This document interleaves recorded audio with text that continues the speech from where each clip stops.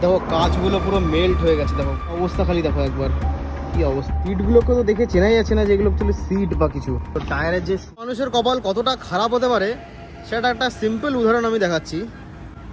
দেখো আমার সামনে একটা অ্যাম্বুলেন্স রয়েছে, এটা পুরো পুড়ে শেষ হয়ে গেছে দেখো। আর এটা হচ্ছে কল্যাণী এক্সপ্রেসওয়ের একদম পাশে। গাড়িটা যত সম্ভব অ্যাম্বুলেন্স ছিল, কারণ ভেতরটা স্ট্রাকচারটা একবার দেখো। মিডিল থেকে একটা বেডে যে লাইন থাকে না, সেটা পর্যন্ত দেখা যাচ্ছে দেখো। আর এতটা ভয়ানকভাবে এতে আগুন লেগেছিল যে গাড়ির যে কাঁচ ছিল, কাঁচ পর্যন্ত পুরো কমপ্লিট মেল্ট হয়ে গেছে। মেল্ট মানে ভেঙে তো হচ্ছে আলাদা, মেল্ট হয়ে গেছে। স্টিয়ারিং দাও কীভাবে বেঁকে গেছে। আর সিট তো ভুলে যাওয়া, চেনার তো উপায় নেই। যত সম্ভব গাড়িটার আগুন লেগেছিলো হয়তো মানে এর ইঞ্জিন থেকে, কারণ ইঞ্জিনের যা কন্ডিশন, ইঞ্জিনের সব কিছু পুড়ে একদম কালো কয়লা হয়ে গেছে পুরো।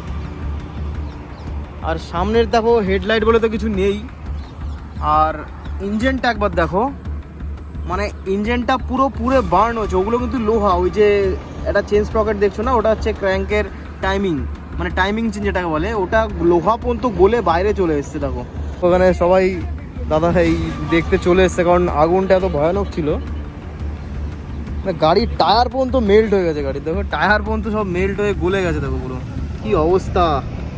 মানে টায়ারের যে সুতোগুলো থাকে, সুতাগুলোও পুরো পুরো বোঝা যাচ্ছে। অবশ্যই আমি হাত দেবো না এগুলোকে, যত সময় এই আগুনটা ইঞ্জিন থেকে লেগেছিল।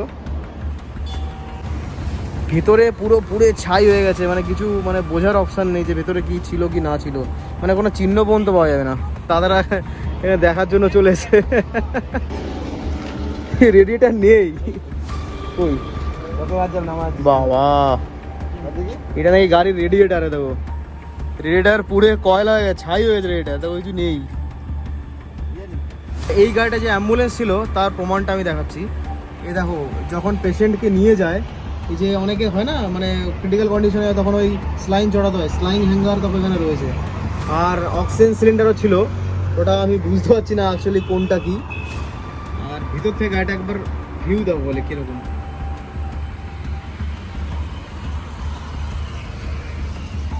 এটা হচ্ছে গাড়ির ককপিট ভিউ ছিল, এরকম গাড়ি সেখান থেকে দেখা যেত। তো বলার মানে একটাই, মানে যা জানতে পারলাম যে যারা মানে পেশেন্ট ভেতরে ছিল তারা সবাই বেঁচে গেছে, তাদের কোনো অসুবিধা হয়নি। আর ওটাই সবথেকে বড় কথা, গাড়ি তো চলে গেছে, গাড়ি তো আবার ফেরত পাওয়া যাবে, কোনো অসুবিধা নেই। আর অ্যাকচুয়ালি এগুলো দেখে তো ভালো না লাগারই কথা, কারণ এরকম একটা দুর্ঘটনা যেন কখনো কারোর সাথে না হয়। যাক, সবই ভগবানের ইচ্ছা, ভগবান চেয়েছেন তাদের বাঁচাতে, তাদের বাঁচিয়ে দিয়েছে। বেশি কিছু বলার দরকার নেই, তোমাদের সবাইকে সব দেখিয়ে দিলাম। যদি ভিডিওটা ভালো লাগে তাহলে একটা লাইক মেরে দিও। Tata, bye bye, good bye.